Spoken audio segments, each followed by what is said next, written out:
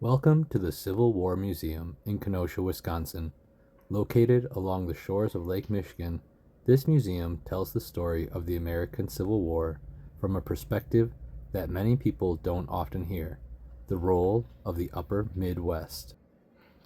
As you walk through the exhibits, you'll see personal stories, artifacts, uniforms, weapons, and interactive displays that help bring the history of the Civil War to life.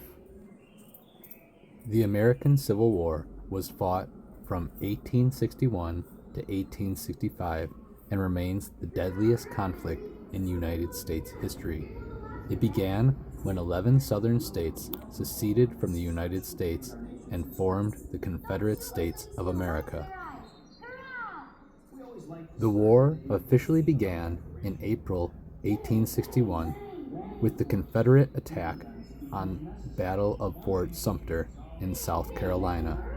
Over the next 4 years, millions of soldiers would fight in hundreds of battles across the country.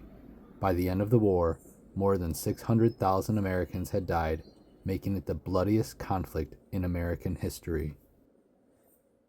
Even though Wisconsin and other Midwest states were far from most battlefields, they played an incredibly important role. The 7 states of the upper Midwest sent more than 1 million soldiers to fight for the Union Army.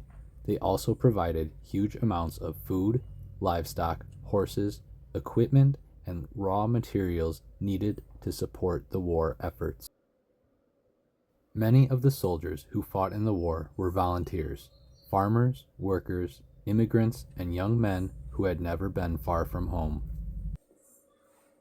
For families back home, the war was just as real. Communities organized support efforts, sent supplies to soldiers, and waited anxiously for news from the front lines. The Civil War changed the nation forever. It preserved the Union, led to the abolition of slavery, and reshaped American politics, society, and civil rights. As we continue through the museum, one of the things that makes this place really unique is the interactive displays and multimedia exhibits. Now we have a chance to listen to part of the displays. Look, look, it's the wide awakes. They're marching. Hurrah for Lincoln. And down with the little giant. Stephen Douglas is a used up bug. Doug is a used up bug. Now you fellers hear me out now. Hear me out now. I don't believe it for a minute. There will be no war. All these secession threats over the election of that Republican Lincoln is just talk and more talk. The South and its Confederacy will not fight. Here, here. Southern chivalry will never stand up to Northern pluck. Ships don't have their backbone. Now what is it gonna be? Lincoln. That's it. But wait until the barbershop. One of the most fascinating and courageous parts of this era was the Underground Railroad. A secret network of safe houses helped enslaved people escape to freedom. Let's listen to more of the story.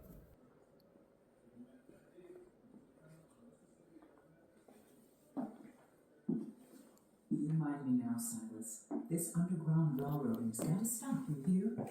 No more runaways hiding in our barn. No more runaways eating our food. No more sleeping with a shotgun by the bed. No, Martha. Don't Martha me, Mr. Silas Jones. You promised me the last time there'd be no more of it. Now there are 2 more slaves up in the barn loft. Hungry ones, I bet. It is just until dark, Martha. When Deacon Clinton comes by, I will not have you speaking with a sharp tongue. We're doing the Lord Almighty's work here, wife. You know that. Well, I don't see no Lord Almighty helping me when the slave catchers come by and fetch you. I don't see no Lord Almighty taking care of the farm. The Underground Railroad was more than secret paths to freedom. It was a lifeline built by ordinary people who risked their safety to help others escape slavery. These journeys often took place at night, guided quietly from one safe place to another. At the same time, travel across the country was changing. Soldiers marched across vast distances, while civilians relied on wagons, riverboats, and the rapidly growing railroad network. By the time of the Civil War in the 1860s, railroads were still a relatively new technology in the United States. Many of the early rail lines were simple and sometimes rough compared to modern railways. Tracks were often made of iron rails laid on wooden ties, and the routes could be uneven, causing trains to sway and jolt as they moved along. Trains began connecting towns, carrying troops, supplies, and everyday passengers. In this next exhibit, we can step aboard and hear the stories of people who experienced those journeys firsthand.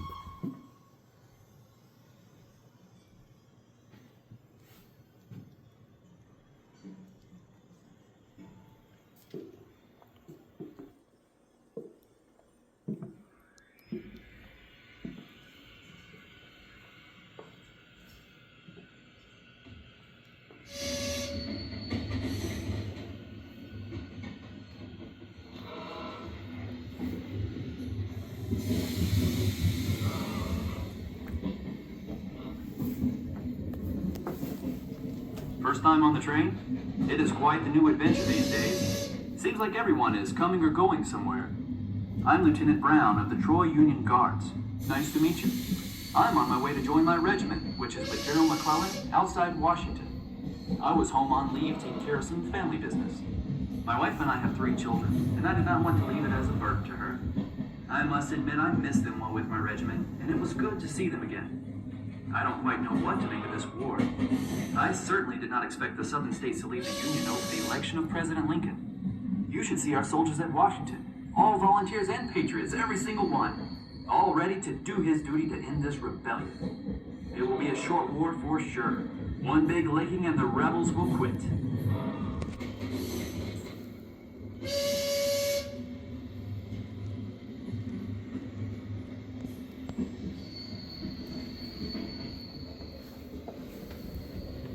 Good day, good day.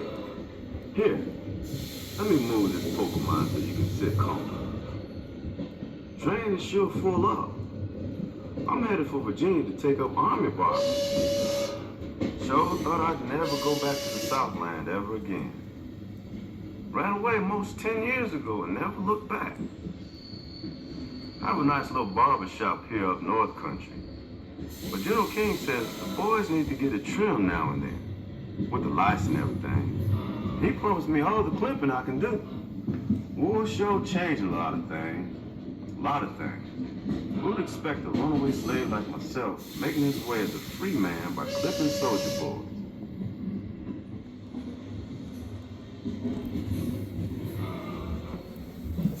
This war excitement is all bunk, you know. I saw it at the station.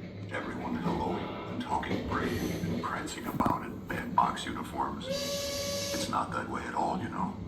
War is a dirty business, and a lot of those fine young men back there are not coming home whole. May not be coming home at all. I did my time in the ranks as a volunteer in Mexico in '48. It was as mean a time in my life that I never want to see again. It is a weariness and a hunger and lice as big as rats. If the enemy don't shoot you or bayonet you or run over you with their horses, you die of the itching or the bad food or the lack of water or the bloody flux. I don't ever want to see shoulder straps and brass buttons for the rest of my life.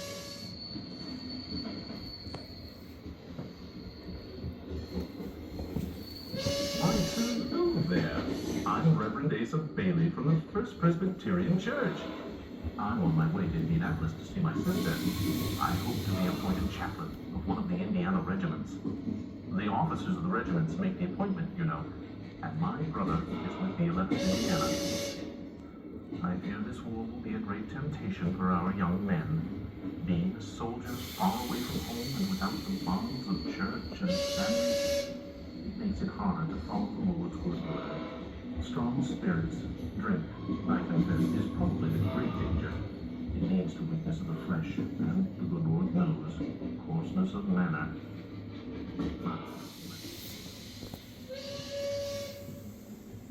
As the soldiers stepped off the trains into camps or crowded cities, many of them were not volunteers.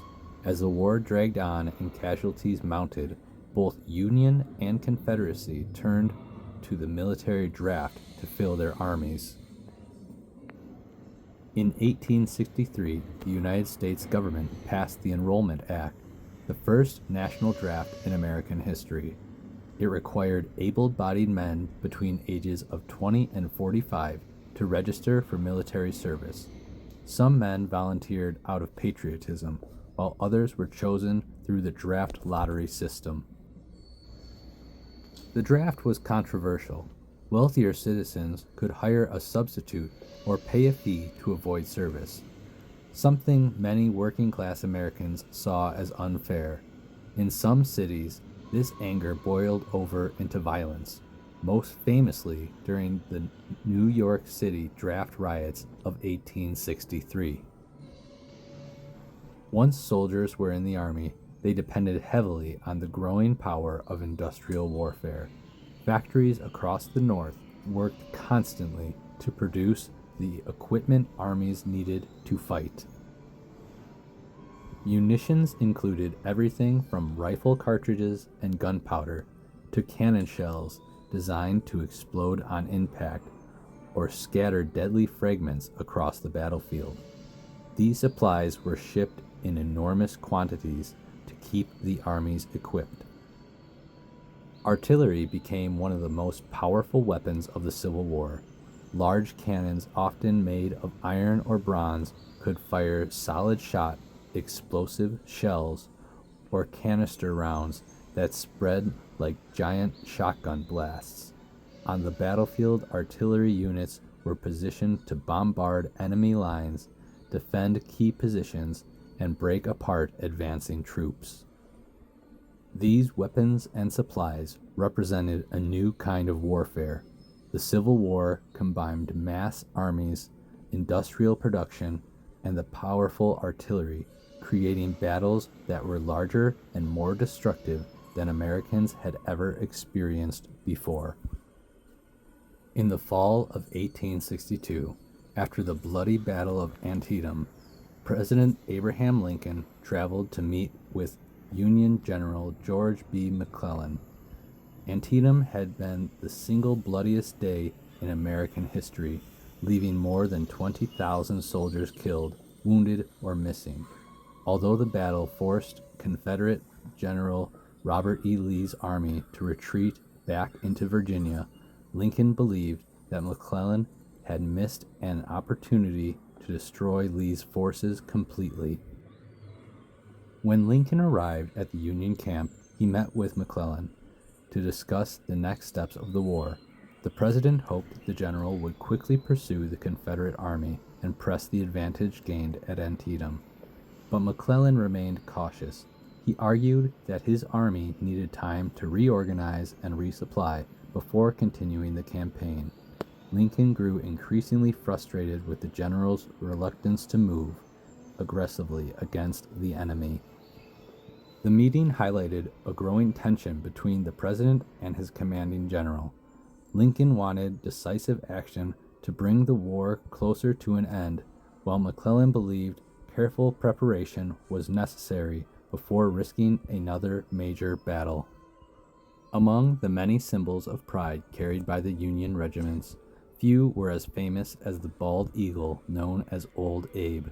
The eagle became the mascot of the 8th Wisconsin Volunteer Infantry Regiment and quickly became a symbol of courage and determination for the soldiers who marched beneath him. Old Abe was originally captured as a young eagle by Native American hunters in northern Wisconsin. He was later purchased by local citizens and presented to the 8th Wisconsin when the regiment formed in 1861. The soldiers carried him into battle in a special perch attached to their regiment flag. Behind the front lines of the Civil War, another battle was being fought. the struggle to save the wounded. Medical care during the war was very different from what we know today. Doctors had limited knowledge of infection, and many of the tools and techniques we take for granted had not yet been discovered. When soldiers were wounded in battle, they were first carried from the field by stretcher bearers to field dressing stations. From there, they were taken to field hospitals, which were often set up in tents, barns, churches, or nearby homes. Surgeons worked quickly, sometimes operating for hours at a time as waves of wounded soldiers arrived. One of the most common procedures during the war was amputation. The powerful mini-ball bullets used in the Civil War rifles could shatter bone and cause devastating injuries. In many cases, removing a damaged limb was the only way to save a soldier's life. During the Civil War, rivers were some of the most important transportation routes in the country. Steamboats carried soldiers, supplies, and equipment along waterways like the Mississippi, allowing armies to move quickly into new areas. These boats served many roles during the war. Some transported troops to battle, others carried vital supplies, and some were even used as floating hospitals to move wounded away from the front lines. Let's listen closely to this next exhibit as they share stories and experiences from the waterways of the Civil War. Hello. I just had to get out on deck and get some air. I'm sorry if I seem out of sorts. I have been taking care of the wounded back there for 2 days without much help. We have so few nurses. The poor boys, they'll be happy to go home, but they are wounded or sick. Isn't it really sad about President Lincoln? I was in Washington when I heard. Yeah, isn't it terrible about Lincoln? To shoot the president, I never would have believed. That's something not for America, but for the old country, yeah? I am just 7 years here from Pomerania. My father, a farmer, is. There was nothing for us in the old country, so here we come. Then came the war. Not our war. Here we come. Then came the war. Not our war. Not our war. My father made the Rivers are running today. It must be rain. And the water's higher. I've seen it that way before. I haven't been back here since the summer of 1861 when I went to visit my family in Kenosha, Kentucky. I just like to watch the river and see all the towns. It is so peaceful. I was working. Seems like there never was a war. It is good to be up north again. As the war continued, thousands of captured soldiers were held in prison war camps on both sides. Conditions in many of these camps were harsh. Overcrowding, limited food, and disease made survival difficult, and many prisoners never made it home. On April 14, 1865, President Abraham Lincoln was assassinated while attending a play in Washington, D.C. His death shocked the nation and cast a shadow over the Union's victory.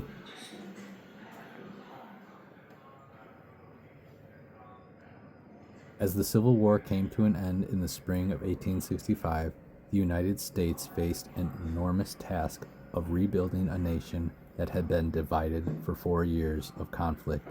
Cities, farms, and railroads across much of the South had been damaged or destroyed, and millions of people were left to rebuild their lives in a country forever changed by the war.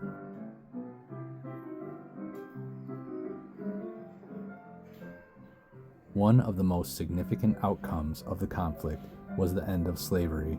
With the passage of the 13th Amendment in December of 1865, slavery was officially abolished throughout the United States. For millions of formerly enslaved people, freedom brought new hope, but also many challenges as they worked to build new lives during the difficult years that followed.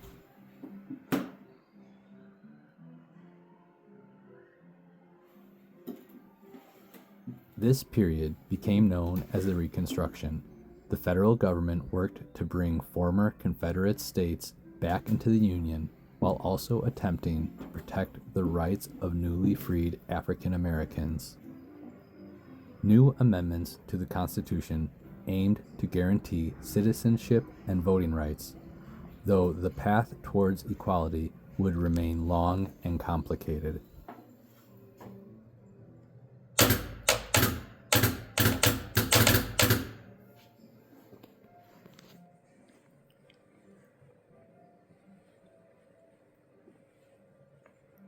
For the soldiers who had fought in the war, returning home was not always easy.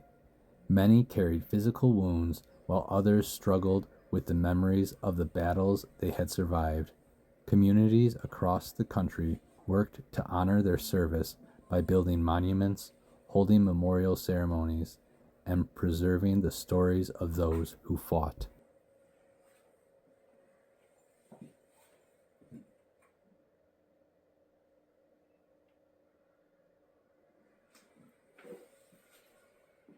The Civil War also left a lasting impact on technology and industry.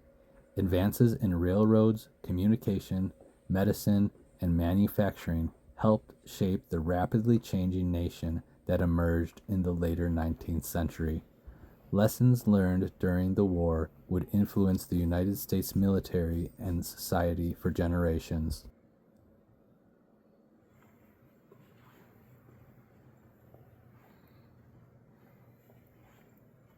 Museums like this one play an important role in preserving that history.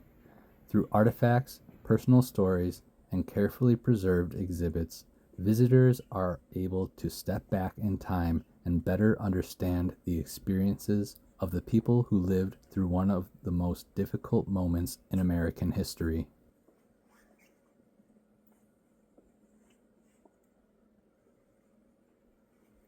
The Civil War Museum in Kenosha offers a powerful look at the war from the perspective of soldiers and civilians of the upper Midwest, from the roar of artillery and the movement of troops by rail to the life in camps, hospitals, and along the rivers. Each exhibit helps tell the story of a nation struggling through conflict and emerging changed forever.